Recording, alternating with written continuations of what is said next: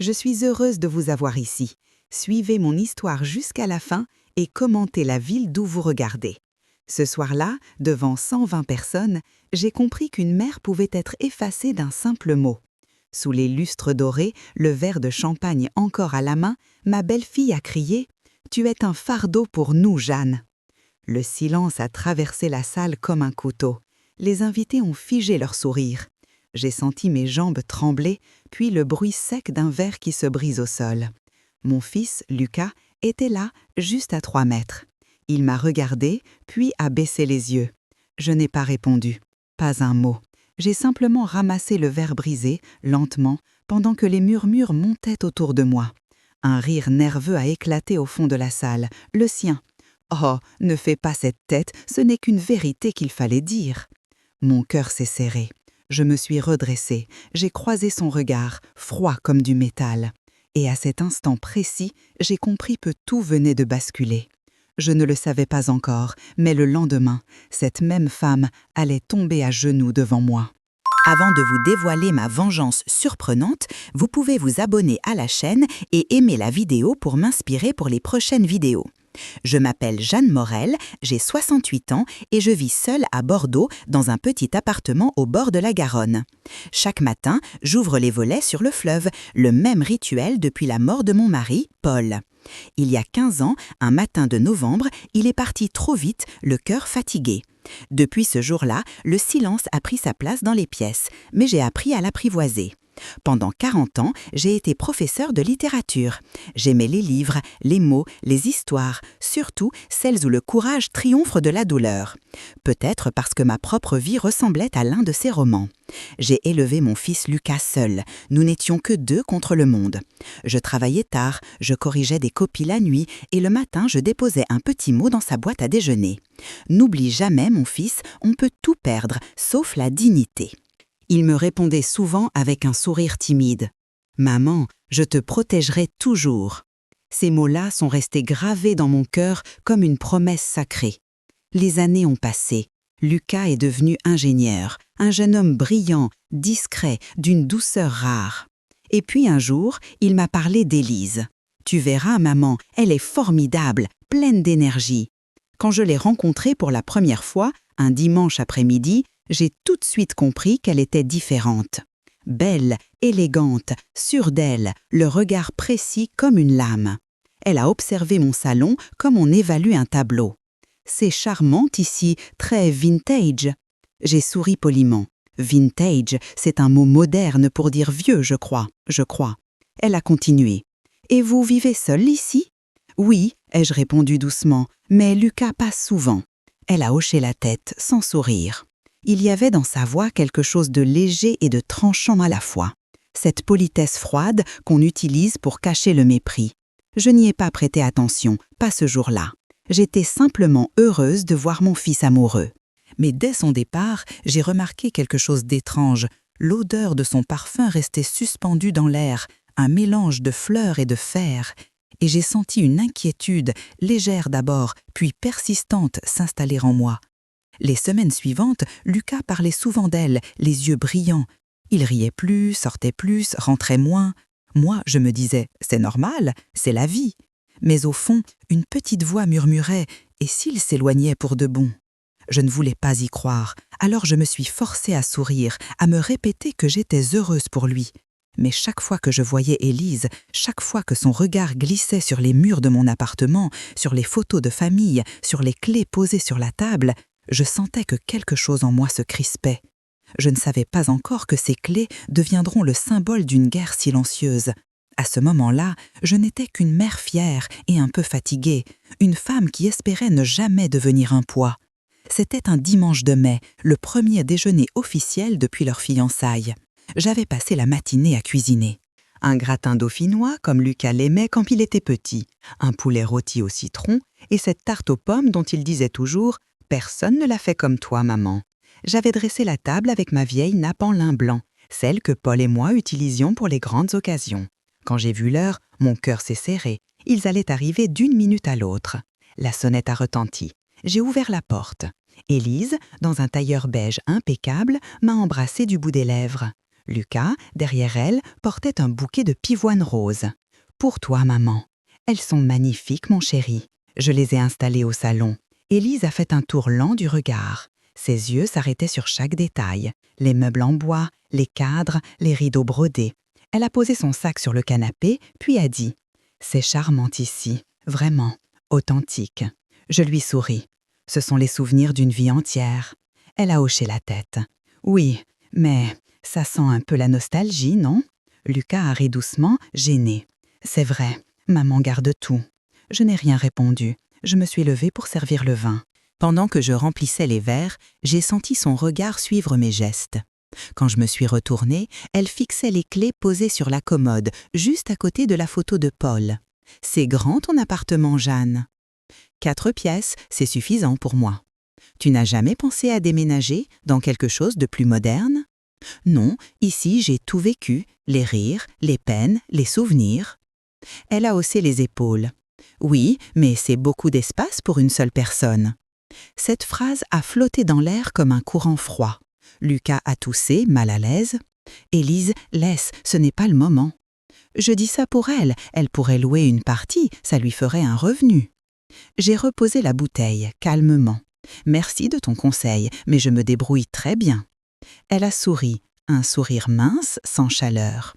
Bien sûr, Jeanne, je disais ça en pensant à l'avenir. L'avenir, ce mot-là m'a glacée. Je n'ai rien ajouté. Nous sommes passés à table. Pendant le repas, Élise dirigeait la conversation. Elle parlait de ses projets, de leur futur mariage, de leur désir d'avoir un grand appartement lumineux dans un quartier calme. Lucas l'écoutait, hypnotisé. Moi, je coupais mon poulet en silence. À un moment, elle a posé sa fourchette. « Dis-moi, Jeanne, ton immeuble a un ascenseur, n'est-ce pas ?»« Oui, depuis la rénovation. »« Ah, parfait, alors c'est idéal pour une famille, même avec une poussette. » Je me suis arrêtée. Lucas a levé les yeux vers elle. « Élise ? » « Quoi ? Je plaisante ?» Mais son regard disait le contraire, je l'ai senti. Un regard froid, précis, qui mesure, qui calcule.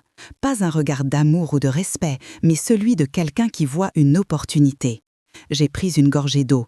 Mon cœur battait trop fort. Je sentais une frontière invisible se dessiner entre nous. Après le dessert, Lucas s'est levé pour aider à débarrasser. Élise s'est approchée de moi. « Vous savez, Jeanne, j'admire votre force. Élever un enfant seul, c'est impressionnant. Mais à un moment, il faut savoir passer le relais. » « Le relais ? Oui, laisser la place à la nouvelle génération. » Elle m'a souri, un sourire d'une douceur étrange, presque affectueuse. Mais dans ses yeux, il n'y avait rien d'affectueux, rien qu'une lumière dure, celle de la possession. Je me suis forcée à sourire. « Je crois que j'ai encore ma place, Élise. » Elle a haussé un sourcil. « Bien sûr, pour l'instant. » Je n'ai pas répondu. Je me suis contentée de regarder la photo de Paul posée sur la commode.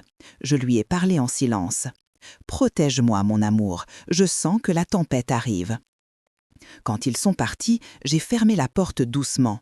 Je suis restée immobile, la main sur la poignée. Le parfum des lys flottait encore dans le couloir, fort et entêtant. Je me suis assise sur le canapé. La lumière du soir dessinait des ombres longues sur les murs. Sur la table, il restait 2 verres à moitié vides et un pétale de pivoine tombé. Je l'ai ramassé, lentement, et j'ai murmuré « Une frontière vient d'être franchie. » Le lendemain du déjeuner, le ciel était gris sur Bordeaux. J'ai passé la matinée à tourner en rond dans mon salon. Chaque pas résonnait sur le parquet comme un écho de mes pensées. Elle veut ton appartement, elle veut ta vie. Je me suis assise à la table de la cuisine. Devant moi, la photo de Paul. Son sourire calme, ses yeux pleins de confiance. Tu aurais su quoi faire, toi? Une larme a roulé, lente, presque honteuse. Puis j'ai respiré profondément. Non, il n'était plus temps de pleurer. Il fallait agir, mais sans colère, avec méthode. J'ai pris mon carnet d'adresses. Le premier nom qui m'est venu, Clara. Clara Lefebvre, ma voisine d'en face depuis 20 ans, ancienne comptable, veuve elle aussi. Elle a toujours eu ce bon sens que je respecte. Je l'ai appelée. « Tu as 1 minute ?»« Pour toi, toujours. Que se passe-t-il ?» Je crois que quelqu'un veut me dépouiller. Quelques heures plus tard, elle était chez moi, une tasse de thé à la main, son regard sérieux. Je lui ai tout raconté. Le déjeuner, les phrases d'Élise, le regard de Lucas. Quand j'ai eu fini, elle a posé sa main sur la mienne. « Ne te laisse pas dépouiller, Jeanne. Sois maligne, pas violente. Tu me connais, je ne sais pas être violente. Alors sois méthodique, protège-toi, pas contre ton fils, mais contre son aveuglement. » Ces mots sont restés en moi toute la nuit. Le lendemain matin, je suis allée à la banque. Le guichetier m'a reconnue. « Madame Morel ?» Cela faisait longtemps. Je voudrais mettre à jour mes documents de propriété et mes comptes. Il a pris un air professionnel. Pendant qu'il tapait sur son clavier, je regardais la vitre. Mon reflet me semblait plus âgé, mais aussi plus droit. Je n'étais plus la mère fragile du déjeuner d'hier. J'ai signé plusieurs formulaires, transfert de compte, modification d'accès, mise à jour de signature. Chaque paraphe était un pas de plus vers la liberté. En rentrant, je suis montée dans le grenier. L'odeur de poussière et de papier ancien m'a enveloppée. J'ai sorti la vieille boîte en fer où Paul gardait nos papiers. Actes de propriété, contrats, factures. Je les ai triés un à un, posés sur la table comme des cartes sur un champ de bataille. À la fin, j'ai pris une grande enveloppe Kraft, j'y ai glissé les documents essentiels, puis je les rangés dans le coffre au fond du placard. Je n'avais jamais fermé ce coffre depuis des années. Ce jour-là, je l'ai fait, et j'ai entendu le clic métallique de la serrure comme un battement de cœur. Le soir, Clara est repassée. Elle m'a trouvée assise sur le canapé, des papiers partout autour. Alors, tout est en ordre. S'il pense que je suis naïve, il se trompe. Jeanne, fais attention à ne pas agir par rancune. Ce n'est pas de la rancune, c'est de la prudence. Elle a hoché la tête, souriante. Dans ce cas, tu as raison, la prudence, c'est la meilleure forme de courage. Quand elle est partie, la nuit était tombée. Je suis restée seule, la lampe du salon allumée. Le silence avait changé de ton. Ce n'était plus celui de la solitude, mais celui de la préparation. Vers 22 heures, on a frappé à ma porte. J'ai ouvert, c'était Thomas, le jeune voisin du 3e, un garçon poli qui m'aidait parfois à porter mes courses. « Bonsoir, Madame Morel, j'ai croisé votre fils ce matin. Il m'a dit que vous sembliez préoccupée. »« Ah oui ? Je voulais juste dire, parfois, il faut pardonner. Les jeunes ne se rendent pas compte de ce qu'ils disent. » Il avait cette candeur de ceux qui n'ont pas encore compris que le pardon n'exclut pas la défense. Je lui ai souri. « Tu es gentil, Thomas, mais il y a une différence entre pardonner et se laisser faire. » « C'est vrai. Bonne nuit, mon garçon. » Quand la porte s'est refermée, j'ai posé ma main sur le coffre-fort. Le métal froid sous mes doigts m'a donné une étrange sensation de sécurité. Je suis allée dans ma chambre et j'ai sorti un petit carnet. À la première page, j'ai écrit « Plan de paix ». Séparer mes finances, consulter M. Durand, le notaire, garder le silence, observer. Sous la liste, j'ai ajouté une phrase. « Les tempêtes se préparent toujours dans le calme. » Je me suis couchée tard, le cœur lourd mais déterminé. Et dans la pénombre, en fixant le plafond, je me suis dit « S'ils croient que je suis faible, ils n'ont encore rien vu. » Les jours suivants, j'ai choisi le silence, ni reproche, ni plainte. Je laissais Élise et Lucas s'enfoncer dans leurs préparatifs de mariage. Ils semblaient heureux, légers, insouciants, et c'était exactement ce que je voulais. Chaque soir, Lucas m'appelait pour me tenir au courant. « Maman, on a trouvé la salle parfaite, le pavillon des Lumières. » Ça a l'air magnifique. Oui, Élise veut quelque chose de grandiose. Je souriais dans le combiné. Tu as raison, mon chéri, c'est votre jour. Puis je raccrochais et dans le calme de mon salon, je notais tout sur un carnet. Salle, traiteur, fleurs, prestataire. Non pas pour contrôler, mais pour garder une trace. Parce que parfois, il faut connaître chaque détail pour pouvoir s'en détacher complètement. Quelques jours plus tard, Élise m'a appelée. Sa voix était douce, presque mielleuse. « Jeanne, je sais que Lucas t'en a parlé. Tu accepterais d'être la marraine du mariage ?»« Bien sûr, Élise, c'est un honneur. »« Et puis, tu paieras la réception, n'est-ce pas ? Lucas m'a dit que tu voulais offrir ça comme cadeau. » J'ai inspiré doucement. « Oui, j'en ai parlé avec lui, c'est ce que je compte faire. »« C'est adorable, je savais que je pouvais compter sur toi. » Sa voix sonnait fausse, mais je ne l'ai pas relevée. Je voulais qu'elle croie qu'elle avait gagné. Le lendemain, j'ai pris rendez-vous avec le directeur du pavillon des Lumières. L'homme, élégant et professionnel, m'a accueilli avec un sourire courtois. Madame Morel, tout est prêt. Nous avons simplement besoin de votre signature pour valider la réservation. Bien sûr. Je me suis penchée sur les papiers. 5 pages de conditions, de paiement, de clauses. J'ai lu chaque ligne, puis j'ai ajouté discrètement une note manuscrite au bas du contrat. L'intégralité du paiement sera effectuée par Madame Jeanne Morel et reste révocable jusqu'à exécution complète de la prestation. L'homme a levé les yeux. C'est inhabituel, madame. Je suis une femme prudente. Il a souri, amusé. Je comprends. Et il a contresigné sans discuter. En sortant, j'ai levé les yeux vers la façade de pierre claire du pavillon. Je l'ai trouvée magnifique, mais froide, comme un décor avant la tempête. Je savais déjà que cette salle serait le théâtre de quelque chose d'irréversible. Le soir, Clara est passée me voir. Elle avait apporté des fleurs. « Alors, tout est signé ?»« Oui. »« Et tu paies tout sans rien dire ?»« Exactement. » Elle a froncé les sourcils. « Je ne te comprends pas, tu sais qu'elle te manipule. »« Je le sais, Clara, mais parfois, il faut laisser les gens se perdre eux-mêmes. » Elle m'a regardé longtemps en silence. « Tu es plus forte que je ne le croyais. »« Non, je suis juste fatiguée de me défendre, alors j'agis autrement. » Nous avons bu le thé en silence. Je sentais son admiration mêlée d'inquiétude. Et dans ce silence, j'ai compris que je n'avais plus peur. Les semaines suivantes ont filé vite. Chaque appel d'Élise devenait plus exigeant. « Jeanne, finalement on veut un orchestre. »« D'accord. Et des pivoines au lieu des roses. »« Très bien. »« Ah, et le traiteur a augmenté son tarif. Tu pourras régler directement ?»« Oui, envoie-moi le devis. » Elle croyait que j'étais docile. En réalité, chaque confirmation que je donnais passait par mon propre compte, mes propres conditions. Je savais où allait chaque euro et surtout, je savais comment tout retirer au moment choisi. Un matin, Lucas est venu seul. Il avait l'air fatigué. « Maman, tu sais, Élise veut que tout soit parfait. Je crois qu'elle est stressée. »« C'est normal, Lucas. Le mariage, c'est beaucoup de pression. »« Je t'aime, tu sais. »« Moi aussi, mon fils. » Il a souri, soulagé. Je l'ai regardé partir avec ce mélange de tendresse et de chagrin que seules les mères connaissent. Dans son dos, j'ai murmuré « Tu comprendras un jour pourquoi je garde le silence. » Ce soir-là, j'ai reçu un mail du pavillon. Confirmation du paiement de 15 000 €. Solde restant dû, 15 000 € à régler le jour de la cérémonie. J'ai relu le message 3 fois, puis j'ai cliqué sur « Répondre ». Merci, Monsieur Garnier. Je confirme que je suis seule responsable des paiements et que toute transaction finale doit être validée uniquement par moi. Je me suis relue, puis j'ai ajouté une phrase. En cas d'annulation, merci de me contacter personnellement avant toute action. Et j'ai envoyé. Le courriel est parti avec ce petit bruit sec qui résonne comme une décision. Je me suis servi un verre de vin. Pour la première fois depuis longtemps, j'ai ressenti une forme étrange de sérénité.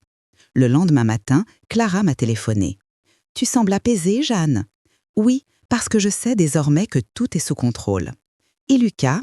Il vit dans une illusion. Il faut parfois les laisser rêver un peu avant la chute. Elle a soupiré. « Je t'admire, mais j'espère que cette histoire ne te brisera pas le cœur. » Non, Clara, mon cœur, il a déjà survécu à pire. Cette fois, il se prépare simplement. J'ai raccroché. Le soleil se levait sur Bordeaux, dorant les façades de pierre. Je me suis assise près de la fenêtre, le café chaud entre les mains. Et dans la lumière douce du matin, j'ai murmuré. J'étais prête. Les semaines suivantes ont passé comme un long frisson silencieux. Chaque jour, Élise trouvait une nouvelle raison d'appeler. Une robe à retoucher, un fleuriste à changer, une facture à valider. Et chaque fois, sa voix devenait un peu plus tranchante. « Jeanne, tu pourrais régler le photographe, il ne veut rien sans acompte. »« Bien sûr. Et le décorateur ? Ah, tu vois, tout le monde compte sur toi, c'est beau la confiance, non ?» Je répondais calmement, toujours. Jamais une plainte, jamais un reproche. Mais à chaque modèle, quelque chose en moi se serrait davantage, comme une corde qu'on tire lentement. Lucas, lui, semblait de plus en plus fatigué. Ses appels étaient rares, pressés. « Maman, je suis désolée, Élise veut qu'on finalise tout, je t'appellerai plus tard. »« D'accord, mon fils, je t'aime. »« Moi aussi. » Je raccrochais, le téléphone encore chaud dans ma main. Puis je regardais autour de moi. Le salon, les photos, la lumière de fin d'après-midi qui glissait sur les murs, tout me semblait soudain fragile, menacé. Un soir, alors que je lisais dans mon fauteuil, la sonnette a retenti. Quand j'ai ouvert, c'était Lucas et Élise. Ils tenaient une bouteille de vin. « Surprise !» a dit Lucas, « on voulait dîner avec toi. » Quelle belle idée! Je les ai laissés entrer. Élise portait un manteau beige clair, les cheveux relevés, un parfum fort. Elle s'est installée sans attendre, comme si la maison lui appartenait déjà. Pendant que je servais le repas, elle commentait tout. « Ces rideaux sont d'un autre siècle, tu devrais changer, Jeanne. » J'y penserai. « Et ce canapé, il est immense pour toi toute seule. » Je gardais le silence. Lucas essayait de détendre l'atmosphère, maladroitement. « Élise, arrête un peu. » « Quoi? Je plaisante, Jeanne sait que je l'adore. » Mais son rire sonnait creux, et dans ses yeux, je voyais bien qu'elle ne plaisantait pas. Nous sommes passés à table. J'avais préparé un bœuf bourguignon, le plat préféré de Lucas.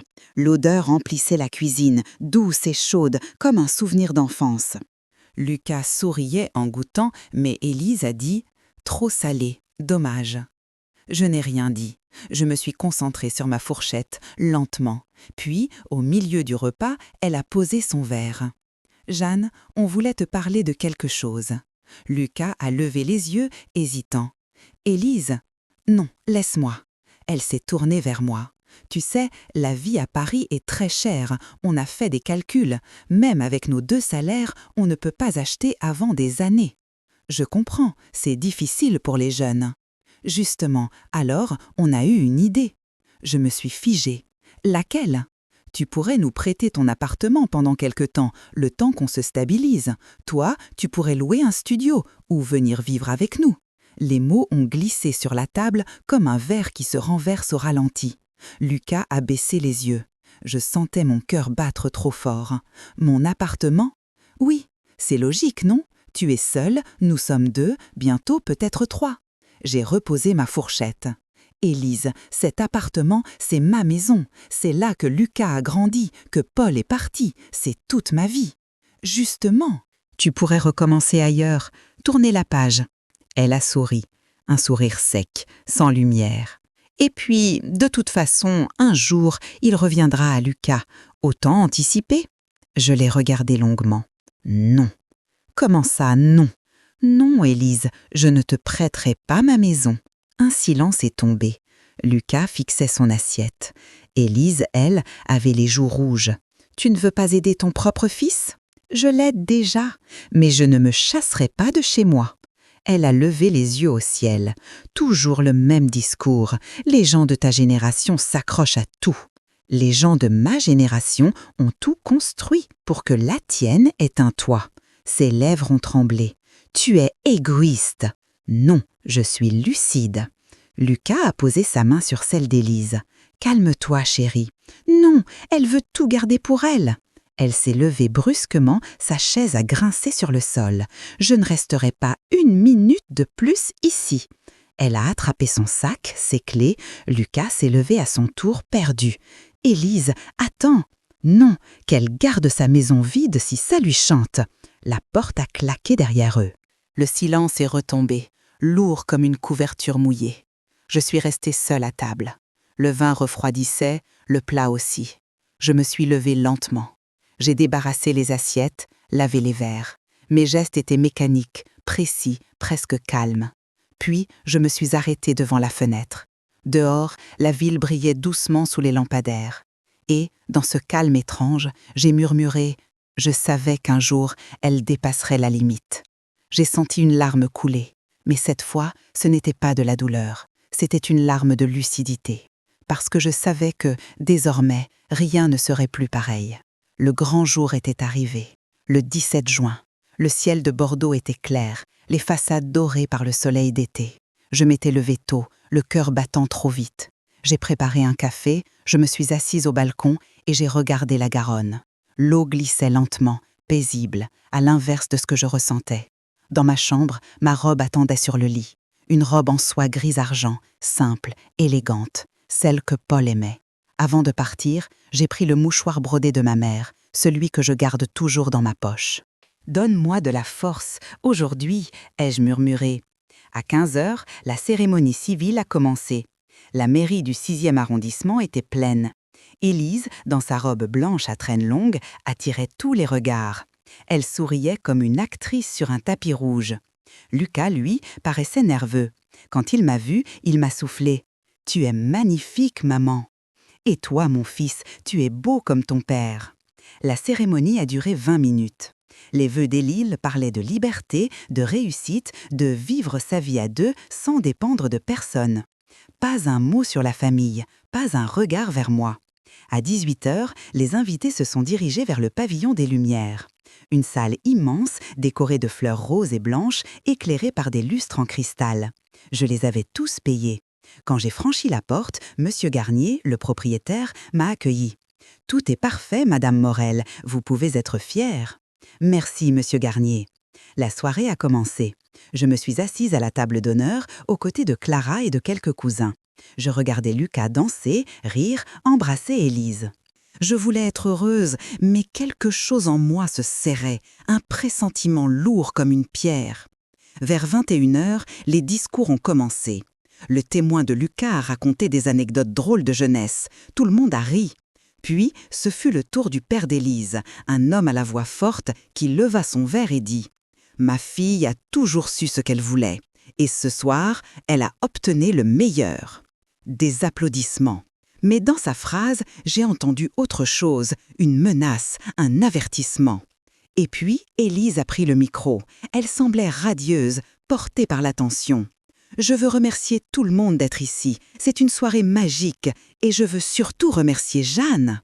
Mon cœur a bondi. Je me suis redressée, prête à sourire. Jeanne, ma belle-mère, qui a tout organisé, tout payé. C'est vraiment généreux. Quelques rires dans la salle. Elle a marqué une pause, puis a ajouté, d'une voix faussement légère, « Même si, parfois, elle oublie que ce mariage est le nôtre, pas le sien. » Des rires gênés ont suivi. Mon sourire s'est figé. Clara, à côté de moi, a posé sa main sur la mienne. « Respire, Jeanne. » Je me suis forcée à sourire, à applaudir doucement. Mais mon cœur battait à tout rompre. Après les discours, la musique a repris. Les invités dansaient. Moi, je suis sortie quelques minutes sur la terrasse pour respirer. Le vent était tiède. La nuit commençait à tomber. Je tenais mon mouchoir serré dans la main. « Paul, aide-moi à tenir jusqu'au bout. » Quand je suis revenue dans la salle, Élise était au centre de la piste, une coupe de champagne à la main. Ses joues étaient rouges, ses gestes un peu brusques. Elle riait fort. Quand elle m'a vue, elle s'est arrêtée net. Son regard s'est accroché au mien. Elle s'est approchée, lentement d'abord, puis d'un pas décidé. « Jeanne, viens donc, il faut qu'on parle. » Je me suis avancée, confuse. « Qu'y a-t-il, Élise ?» Elle a posé sa coupe sur une table, brutalement. Le verre a tremblé, quelques gouttes ont éclaboussé la nappe. « Donne-moi les clés. »« Les clés ? De ton appartement, maintenant, devant tout le monde. » Le silence est tombé, les danseurs se sont figés, la musique s'éteinte. « Élise, ce n'est ni le moment, ni l'endroit. »« Si, justement, comme ça, tu ne pourras plus reculer. » Je sentais tous les regards sur moi. Je serrais le mouchoir dans ma main, fort, si fort que mes doigts blanchissaient. Cet appartement, c'est ma maison. Tu es seule, Jeanne. Tu n'as plus besoin de tout cet espace. Pense un peu à ton fils. Je pense à lui chaque jour, mais je ne donnerai pas ma maison. Tu es égoïste. Sa voix a explosé, brutale. Des murmures se sont levés. Tu es un fardeau, Jeanne, un fardeau. Je suis restée immobile. Mon visage brûlait, mais je ne bougeais pas. Puis, elle a levé la main. Pas pour frapper, mais pour me pousser. Le choc a été sec. Je suis tombée en arrière. Ma main a lâché le mouchoir. Il est tombé au sol, tout blanc, au milieu de la piste. Les invités ont crié. « Oh mon Dieu !» Je me suis relevée lentement, les jambes tremblantes. J'ai ramassé le mouchoir. Je l'ai lissé du bout des doigts. Puis, je l'ai remis dans ma poche. J'ai levé les yeux vers elle. Elle me fixait, haletante, triomphante. Derrière elle, Lucas, mon fils, me regardait. Ses lèvres bougeaient, mais aucun son n'en sortait. Je me suis tournée vers lui. « Dis quelque chose, Lucas !» Il n'a rien dit, rien. Juste son visage, blanc comme la cire, les yeux perdus.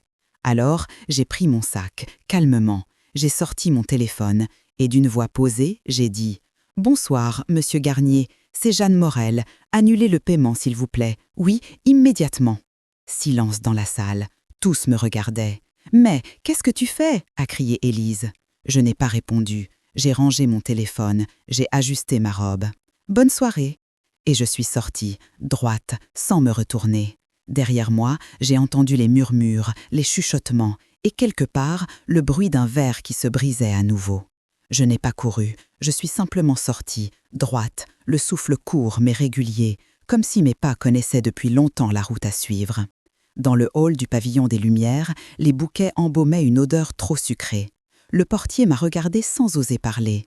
J'ai appelé un taxi. Puis je me suis assise un instant sur le banc de marbre, le mouchoir serré dans la paume. Derrière les portes, la salle vibrait encore d'un brouhaha confus. On entendait des pas précipités, des voix qui montaient, des chaises qu'on déplaçait sans délicatesse. Quelques secondes plus tard, M. Garnier a déboulé du couloir, soucieux et digne à la fois.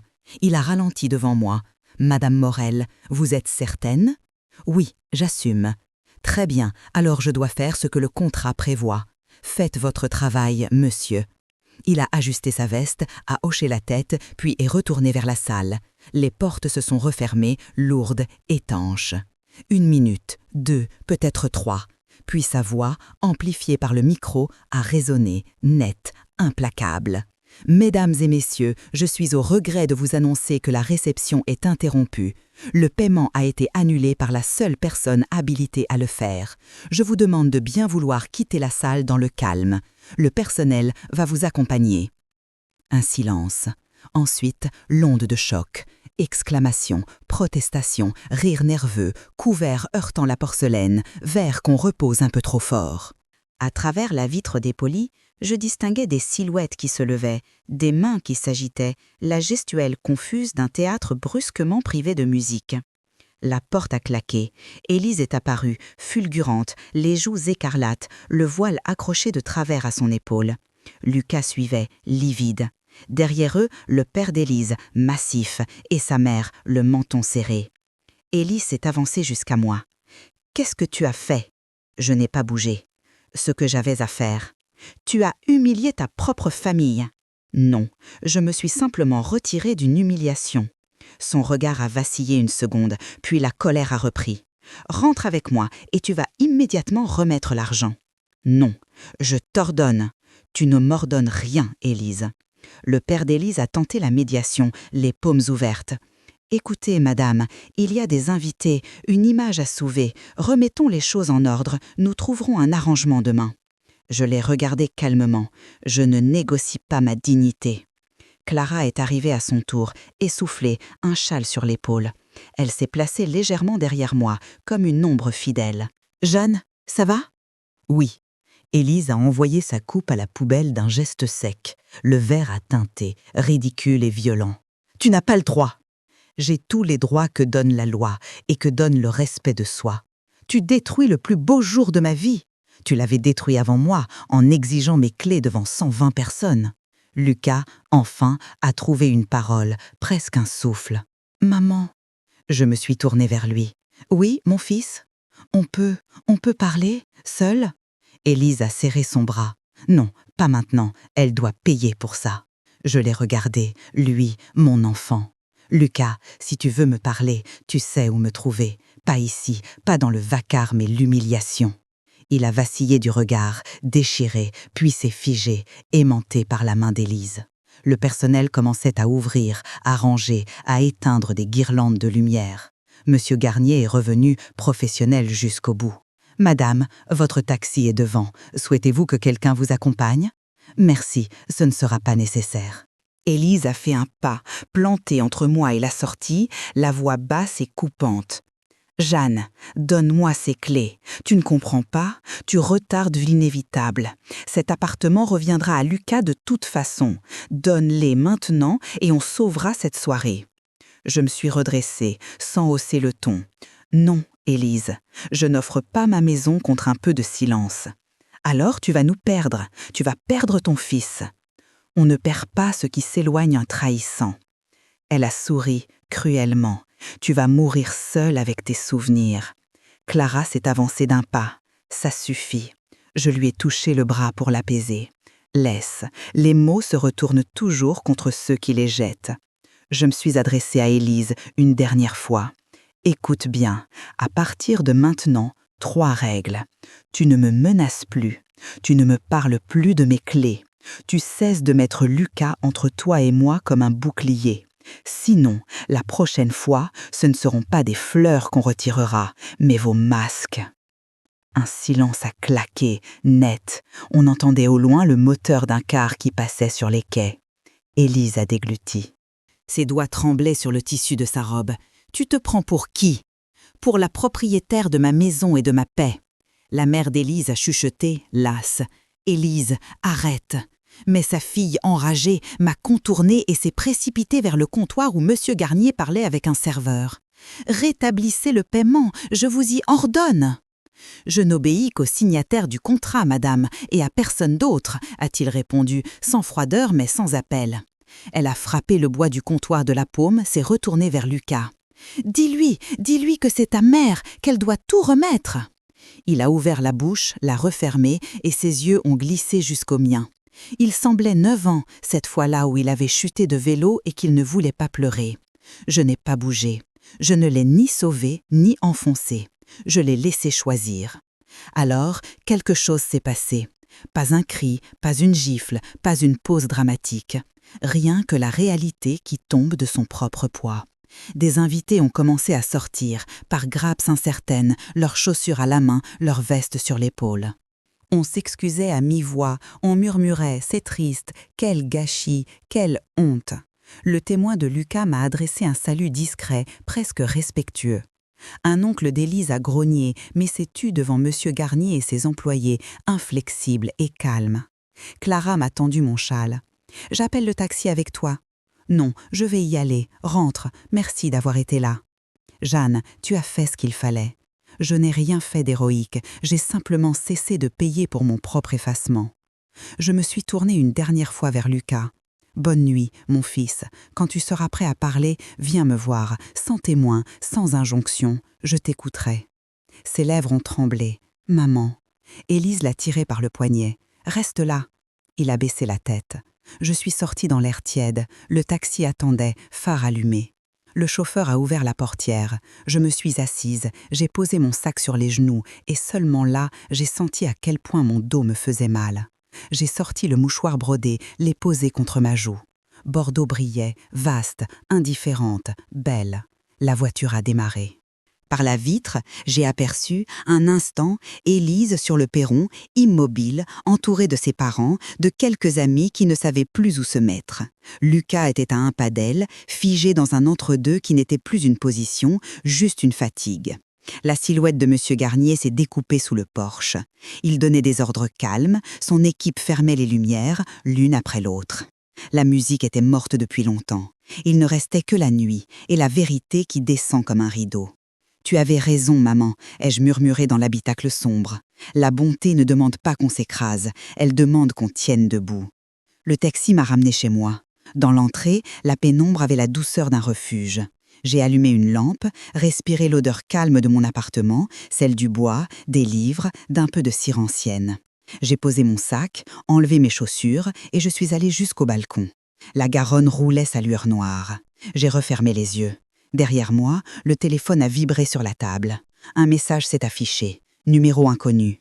Madame Morel, ici la direction. La salle est vide, nous rédigerons un rapport si nécessaire. Bon retour. Garnier. Je l'ai remercié d'un simple « bien reçu ». Puis un second message a surgi, cette fois d'un contact enregistré, Clara. Rentre bien, ne doute pas, la tempête retombe toujours. Je me suis surprise à sourire. Très peu, mais vraiment.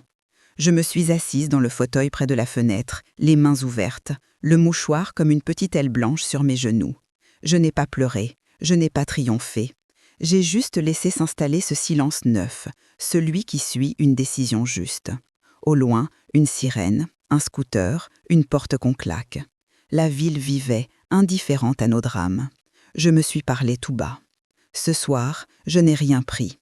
J'ai rendu à chacun ce qui lui appartient. À Élise, sa colère, à Lucas, son choix, à moi, ma paix. Je me suis levée et éteint la lumière, et dans l'ombre douce du couloir, j'ai senti qu'une page s'était tournée, non pas avec fracas, mais avec ce froissement discret qu'ont les choses irrévocables. Les 3 jours qui ont suivi le mariage ont été les plus longs de ma vie. Je dormais peu. Chaque fois que je fermais les yeux, je revoyais la scène. Les lustres, les regards, la voix d'Élise hurlant fardeau. Et Lucas, debout, muet comme une statue. Je me levais tôt, je faisais chauffer du café, je m'asseyais près de la fenêtre. Le fleuve coulait, inimperturbable. Moi, j'attendais un signe, un message, un mot. Mais le silence ne sonnait plus comme une paix, c'était un mur. Le lundi matin, en arrivant à la pharmacie où je travaillais encore à mi-temps, Madame Rousseau, une cliente fidèle, m'a accueillie d'un ton excité. « Madame Morel, je vous ai vue sur Facebook. »« Pardon ? La vidéo du mariage, tout le monde en parle, ma petite fille me l'a montrée hier soir. » Mon sang s'est glacé. Une vidéo ? Elle a ouvert son téléphone, tremblante. Et là, je me suis vue. Moi, sur la piste, immobile. Élise me poussant, les invités figés, et puis moi, ramassant mon mouchoir, calmement, avant de quitter la salle. Le titre de la vidéo, « Quand la belle-mère dit non ». Des milliers de vues, des centaines de commentaires. Certains disaient « Cette femme a du courage, respect, elle a gardé sa dignité. La mariée, quelle honte !» Mais d'autres écrivaient « Vieille manipulatrice, elle a détruit la fête de son fils.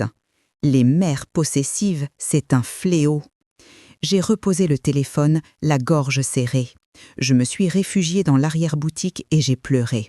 Pas de colère, pas de honte, juste cette tristesse épuisée qu'on ressent quand tout a déjà été dit à sa place.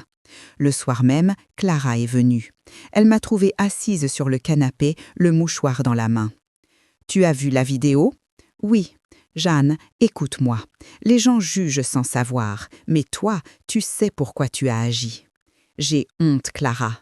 Pas de ce que j'ai fait, mais de ce que les gens croient. » Elle s'est assise à côté de moi. « On peut souffrir en faisant la bonne chose, c'est le prix de la dignité. » Ces mots m'ont apaisée. Mais à peine était-elle partie qu'une enveloppe avait glissé sous ma porte. Pas de timbre, pas de nom. Je l'ai ouverte. Une seule phrase, écrite d'une main nerveuse. « Tu as détruit ton fils. » Je suis restée là, le papier entre les doigts, sans respirer. J'ai relu encore et encore. Je n'ai pas pleuré cette fois. Je me suis simplement dit, si c'est le prix pour qu'il ouvre les yeux, alors je paierai. Les jours suivants, je sortais peu. Chaque fois que je croisais un regard dans la rue, je me demandais, l'a-t-il vu lui aussi ? Le téléphone restait muet, aucun message de Lucas, juste des silences. Puis, une nuit, à 2 heures du matin, il a enfin sonné. L'écran affichait son nom. Mon cœur s'est emballé. Je décrochais aussitôt. « Lucas ? » ?»« Maman. » Sa voix était rauque, brisée. « Je suis désolée de t'appeler à cette heure. Je ne sais pas où aller. Qu'est-ce qu'il se passe ? » Elle est partie. « Élise ? » ?»« Oui. Elle a fait ses valises. Elle m'a dit que j'étais faible, que je t'avais laissé la ridiculiser. Elle ne veut plus vivre avec moi. » Le silence entre nous a duré longtemps. Je n'ai pas su quoi dire. Enfin, il a murmuré. « Tu avais raison, maman. » »« Non, Lucas, je n'avais pas raison. J'avais juste mal. » Il a respiré fort, comme quelqu'un qui retient un sanglot. « Je ne sais plus quoi faire. Dors ici si tu veux. Tu sais que ma porte est toujours ouverte. » Un long soupir au bout du fil. « Je viendrai demain. Merci, maman. » J'ai raccroché. Le téléphone est resté chaud dans ma main, comme un petit cœur battant. Je me suis levée, je suis allée jusqu'à la fenêtre. La ville dormait, et pour la première fois depuis des semaines, j'ai senti quelque chose se détendre en moi. Pas la joie, pas la victoire, juste la certitude que tout ce qui devait tomber était déjà en train de tomber. Le lendemain matin, la lumière filtrait à travers les volets. Je n'avais presque pas dormi. J'avais préparé du café, posé 2 tasses sur la table, sans savoir pourquoi. Peut-être une habitude, peut-être une espérance. Vers 9 heures, on a frappé doucement à la porte. Je suis restée immobile quelques secondes, puis j'ai ouvert. Lucas se tenait là, le visage pâle, les yeux rougis. Dans ses mains, un petit sac de voyage. « Maman, entre mon fils. » Il a hésité avant de franchir le seuil, comme si cette porte était devenue un passage entre 2 mondes. Je n'ai rien dit. Je lui ai simplement montré la chaise, la table déjà dressée. Il s'est assis. Ses épaules tremblaient légèrement. Je ne sais pas par où commencer. Commence par le silence. Il dit souvent plus que les mots. Il a souri, faiblement, un sourire d'enfant perdu. Le même que celui qu'il avait quand il tombait de vélo et que je lui mettais un pansement sur le genou. Nous avons bu en silence.